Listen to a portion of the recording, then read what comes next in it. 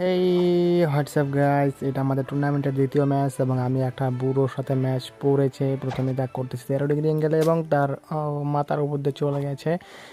দেখতে পাচ্ছি তার অস্ত্রটি হচ্ছে হাড্ডি এবং হাড্ডি দিয়ে আমার পায়ের হাড্ডি সে বের করে দিয়েছে। এর প্রতিশোধ আমাকে নিতেই হবে, তাই আমি 12 ডিগ্রি অ্যাঙ্গেলে আবার মেরে দিলাম।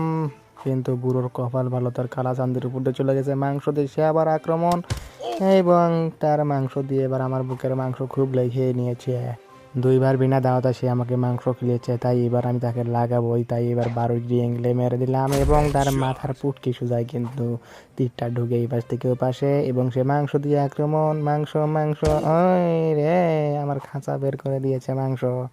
ওই আমার বুকের খাঁচা বের করে দিয়েছে, তাই ওর আমি হাড্ডি বের করে দেবো মাথার। ওয়াও! এবং তার খুলি কিন্তু একদম ফিনিশ হয়ে গেছে, তার সব হাড্ডি মাড্ডি বের হয়ে গেছে। এবার তাকে ফিনিশ করার জন্য আরেকটা তীর মারতে হবে এবং সে ফিনিশ। সে আমার বুকের হাড্ডি বের করে দিয়েছে, আমি তার মাথার পুটকি বের করে দিয়েছি। মজা!